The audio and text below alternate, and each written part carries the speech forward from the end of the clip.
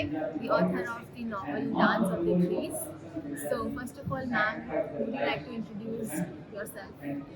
Hello, this is Hani Dave. As you all know me, you know me as Evira T.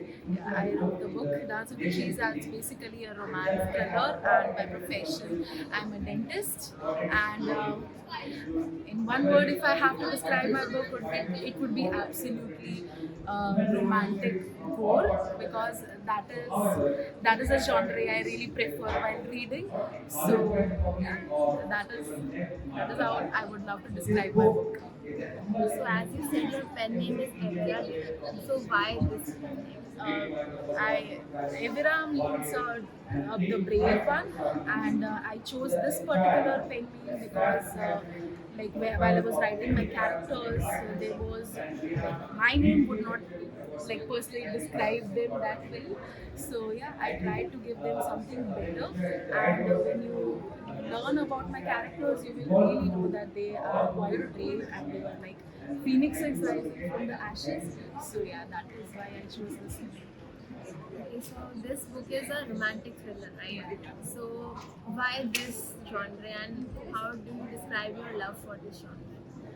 This particular initially when I started writing the story, it was basically a romance, but I prefer horror, something gore, something which has murder like Stephen King, or a psychological thriller like Dan Brown. So when I started writing it, eventually I had so many ideas about killing my characters, and I put all those things together, and eventually it just clicked. It's like I can murder in so many different ways. So I started writing that, and eventually developed into a romantic thriller. Okay, so who is your favorite thriller author? Thriller would be, if I go into specific horror thriller, that would be Stephen King, of course, and Dan Brown is an all-time favorite. Any book you got inspired from?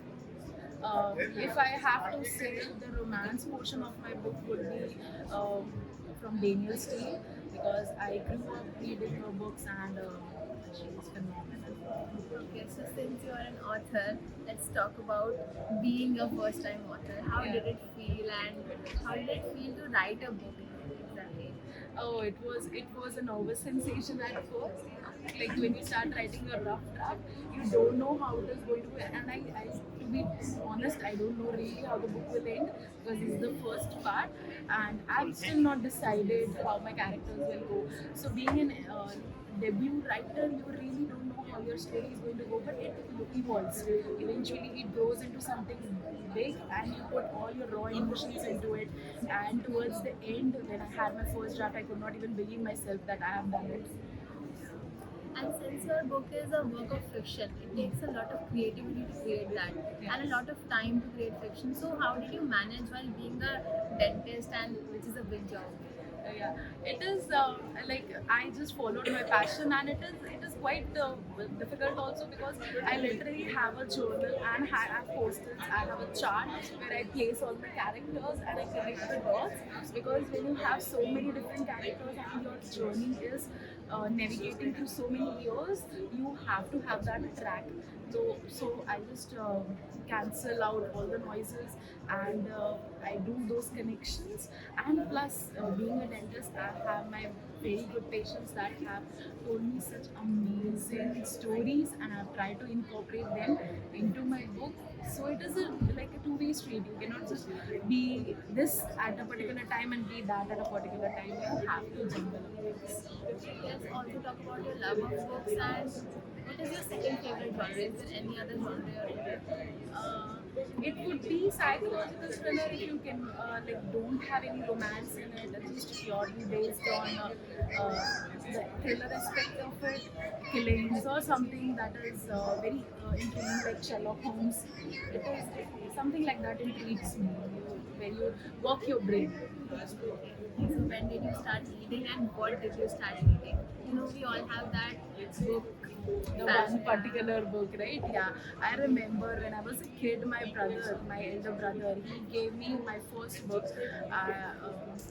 The Indian Prince, I guess. I don't remember the author, I'm sorry. But yeah, that was the first book when I started reading it, and I got so hooked up on it. Thereafter, I guess I probably have read thousands and thousands of books, and it inspired me so much to write. Okay. So as you said, you live in Gujarat. Yeah. So how did the culture of Gujarat or something related to Gujarat influence your book? No, because the people over there are quite sweet, and like I have tried to incorporate some of it, but my book is not based in India, so I have not tried to incorporate any of the states in it. So yeah, but basically it is about emotions of the people that I meet. So that is more important than states. Okay. So now let us talk about your book. What would you like to say about your book? Anything? About my book, I would really love to tell my viewers or my readers that you will definitely relate to either one of the characters in my book, as it has so many male as well as female characters. Even if even if you're of any gender, you will definitely relate with their struggle. You will definitely relate with their, even in the happy moments, not just the struggle. Because I've tried to incorporate so many different emotions into it, even including the murder aspect as well as the romantic ones. So that is, if you want to experience something that you have in your own life and you want to read about it and you are not able to tell it to someone, but still you want to read about it, you definitely have to grab on this book. Okay.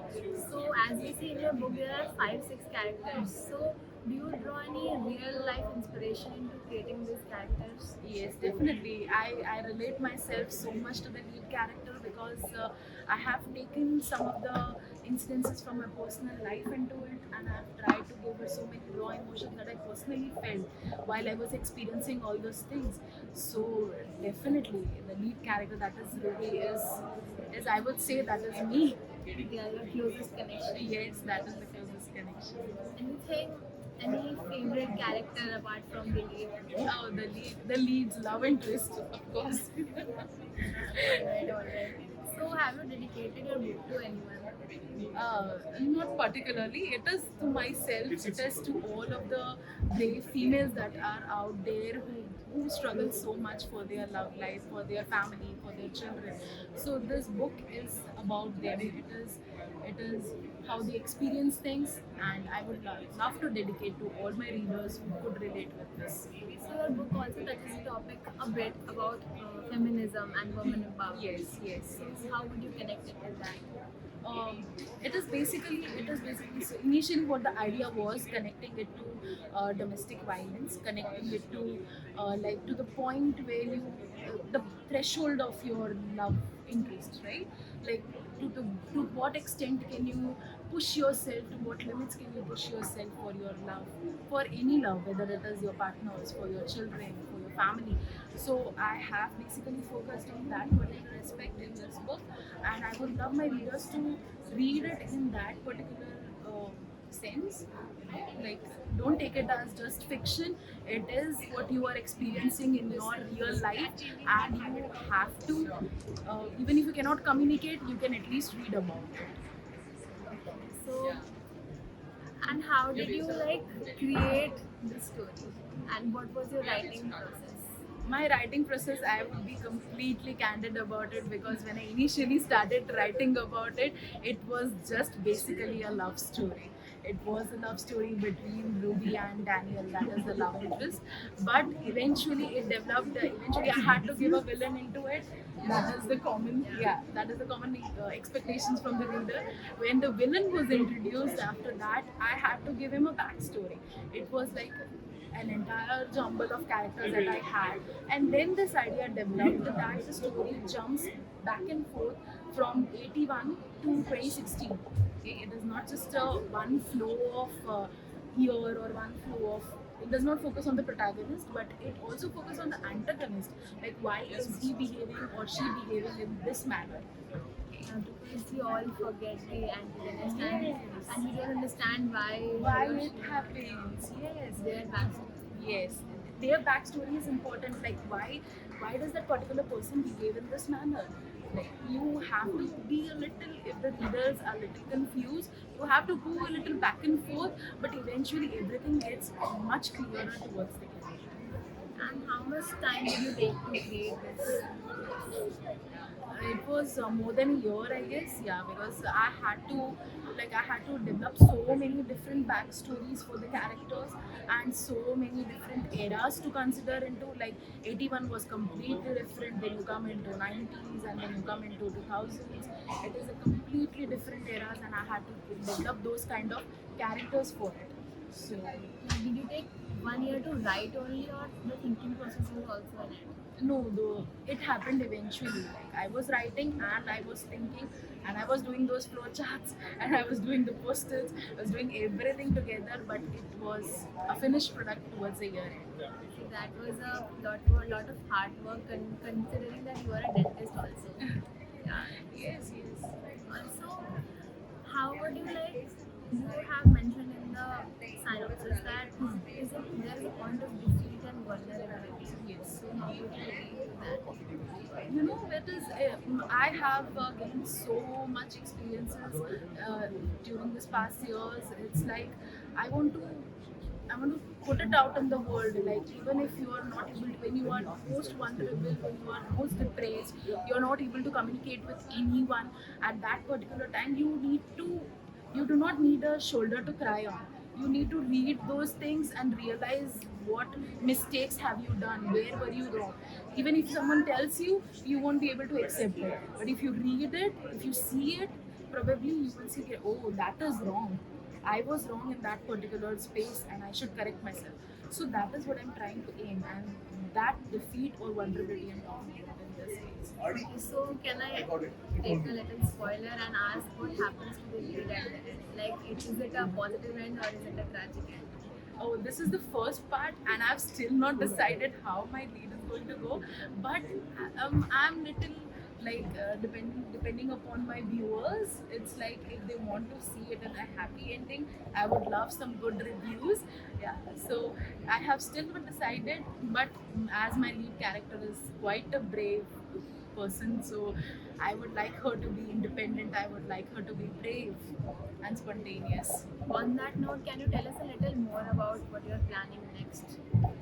My next is the second part of this book that is known as the Harvest the Swan. Probably they thought about, and yeah, so I'm planning to release it by year end, hopefully. And do you have a particular writing place or a particular place where you love to sit and write and you get thoughts and emotions related to your book? Yes, yes, it's my clinic's cabin. I close the chamber, I put on my noise cancelling earphones, and it is like I have this posters and this and that. It's all jumbled up on the table. I'm writing and I'm doing. I'm like at that particular time, I do not want even to check on my patients. It is I'm so engrossed in the part. So, any lesson you would like to impart on first-time authors on how to get actual time to write and follow their passion except for their main jobs? I would not be in a position to advise them because this is my first time. But really, I would tell them to just follow the passion, because even if you have number of things in your head and you have your family or your professional life to look after, but this is what your mind says that you need to write, and you have to just go for it. There is nothing beyond it, and when you do it, you will feel the best of yourself. Okay. So, any last thing you would like to say to your readers? um, I would like to say that if you are a fan of romance, or if you are a fan of gore or thriller or murder or something psychological too, you can definitely grab on this book. I am sure that it will not disappoint you. So now I would like to open this package. It has your book inside it, and you will feel that your book is launched again. It will be an impeccable feeling. So,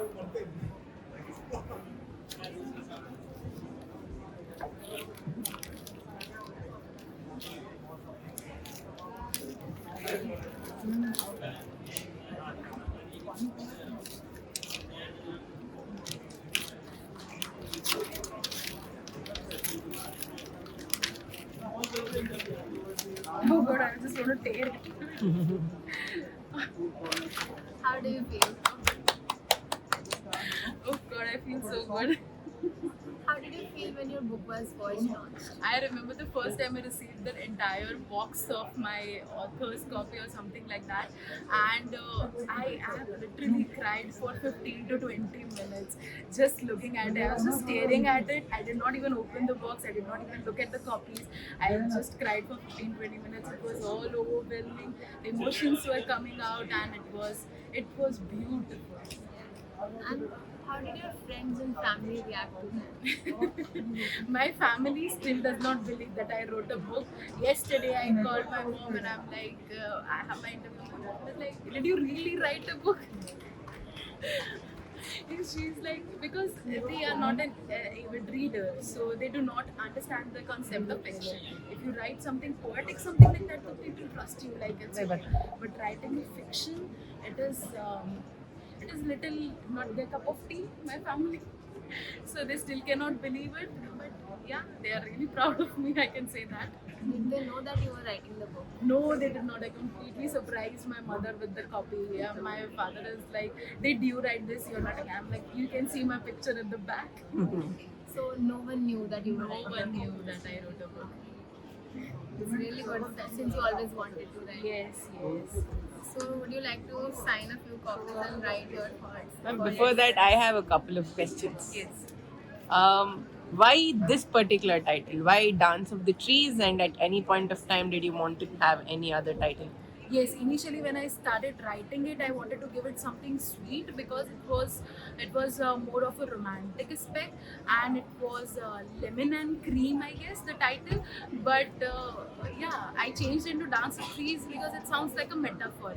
I wanted to show my readers that there are a number of people, number of characters that display a forest, and they are dancing. They're acting as puppets to their own fate.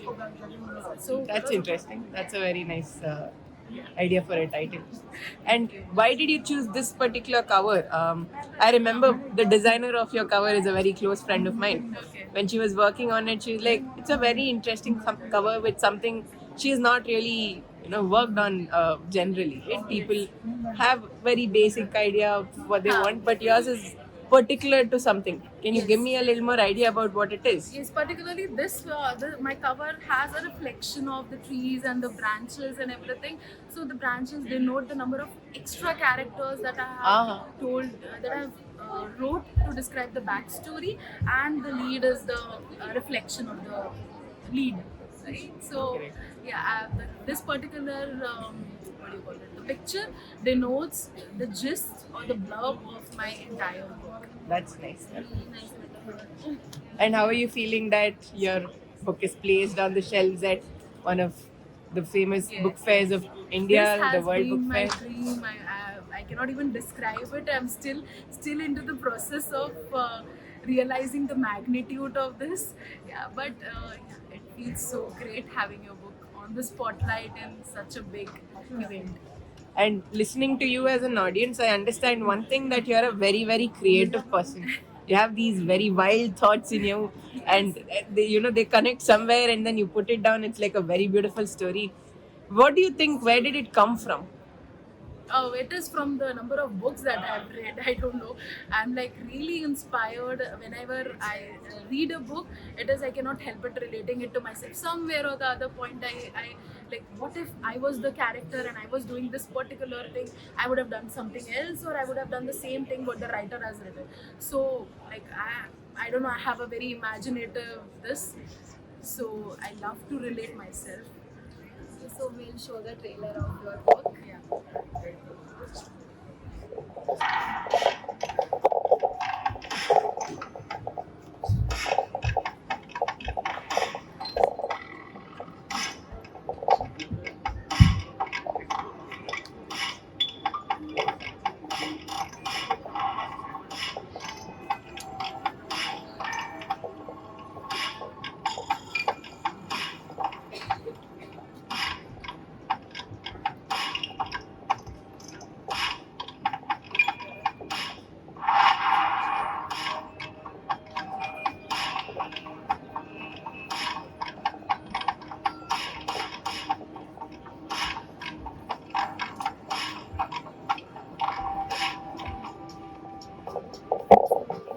I